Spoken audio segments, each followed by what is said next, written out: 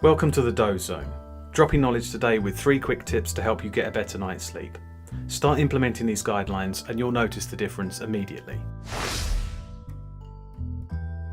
Caffeine is the most widely used psychoactive stimulant in the world and the most traded commodity after oil.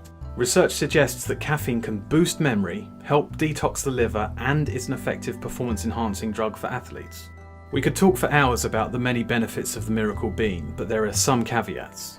Half-life is the length of time it takes for the body to remove 50% of a drug's concentration, and the half-life of caffeine for a typical adult is 5 to 7 hours. If you have a cup of coffee after lunch at say around 2 p.m, by 8 p.m. that evening you're only halfway to completing the job of cleansing your brain of the caffeine you drank at lunch. So best not to reach for that pick-me-up after midday unless you're planning an all-nighter.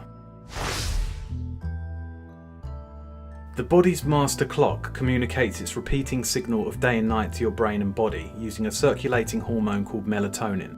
Melatonin is released into the bloodstream from the pineal gland soon after dusk. It rapidly rises, peaking around 4 a.m, and begins to drop as dawn approaches, signalling the end of the sleep cycle. The light receptors in the eye that communicate daytime to the brain are most sensitive to short-wavelength light within the blue spectrum. This is how daylight shuts off the release of melatonin, thereby informing the brain and body that the end of sleep has been reached. This is the same short wavelength light found on LED-powered laptop screens, smartphones, and tablet computers. This blue light is thought to have twice the harmful impact on nighttime melatonin suppression than warm yellow light. Armed with this information, technology companies have started offering blue light filtering assistance on their devices. Apple was one of the first to adopt this feature with its night shift mode on its computers, tablets and smartphones. Google have followed suit, and Android users now have the option of enabling night mode on their devices. Check out your computers, tablets and smartphones and enable blue light filtering. If changing your device's settings is not an option for any reason, you might want to consider a more low-tech solution.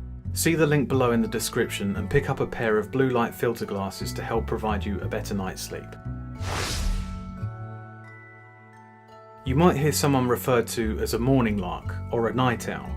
These are common phrases which refer to a person's chronotype, which we will discuss in more detail in a future video. But regardless of your chronotype, one key factor which will contribute to a good night's sleep is a regular sleep and wake pattern. It's recommended that we get 7 to 9 hours of sleep per night. Figure out what your ideal number is and plan to get that amount each night. Taking naps during the day may be a sign that you're not getting enough sleep. Get to bed at the same time each night and set your alarm to get you up at the same time every day, weekends included. I use Apple's bedtime on the iPhone clock app to alert me when it's time to go to bed and trigger the alarm when it's time to get up. You can then view your sleep history in Apple's Health app, but you will need a separate sleep tracker to see how much time you actually slept or moved while you were in bed. Other more comprehensive sleep tracking apps are available. Check out the link below in the description to an excellent article from Mattress Advisor on the best sleep apps for both Apple and Android devices.